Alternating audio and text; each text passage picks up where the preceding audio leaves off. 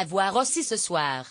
Malgré les maladies dont ils souffrent, une bande de patients, hospitalisés et bien décidés à vivre à fond leur vie d'adolescent, sur TF1 à 21h, série sur TF1 à 21h accompagnée de sa future belle-mère, Aurore, Camilou, l'adolescent, dont le père, renacle à venir le voir, fait la connaissance de son compagnon de chambre, Clément, Tom, Rivoire, atteint de la même maladie, déjà amputé, présent dans l'établissement depuis 9 mois, un moral d'acier et un humour salvateur.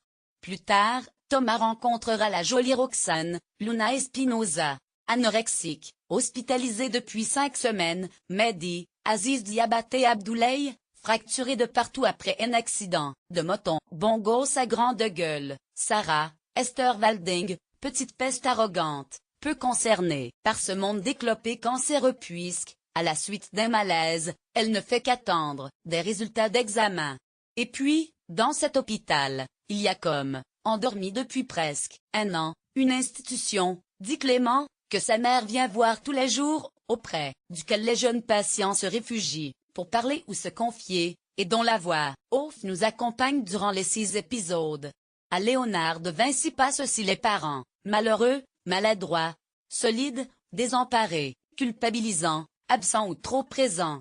Et médecins, psychologues, aides-soignants, rééducateurs, capables d'opposer leurs forces au tsunami qui menacent d'emporter, à tout instant, les malades et leurs proches. Dans cette mini-société où les rituels quotidiens sont autant de repères apportés à des jeunes qui, soumis à l'impensable, n'en ont plus guère s'organisent une autre vie, en marge de l'extérieur, et pour autant, malgré l'enfermement, la souffrance et le désespoir qui l'emportent parfois, subsister les sentiments, les amitiés et les amours, ces liens qui nourrissent l'envie de s'accrocher. C'est cet élan, ou cette lumière, appelons-le comme on veut, que transmettent aux téléspectateurs les bracelets rouges, adaptation de la série catalane Paul sur Vermel, dont, fort heureusement, la version française a conservé l'esprit, loin du larmoyant. En équilibre sur la ligne de crête car un tel sujet du genre à faire glisser n'importe quel scénariste, réalisateur ou acteur sur une mauvaise pente. Or, il n'en est rien. Jamais, dans cette série, l'émotion ne cède pas au pathos, pas plus que la légèreté, à l'effet empathique forcé. Cette prouesse relève d'un travail collectif, d'une responsabilité à laquelle chacun a répondu avec un égal talent. En premier lieu, les jeunes comédiens qui nous embarquent par une présence dont le jeu semble absent.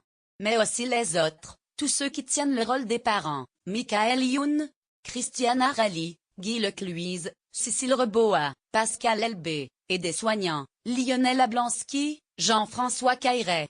Bouleversant à ne point trop en faire. En équilibre sur la ligne de crête.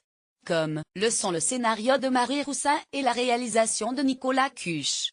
Les bracelets rouges, de Nicolas Cuche.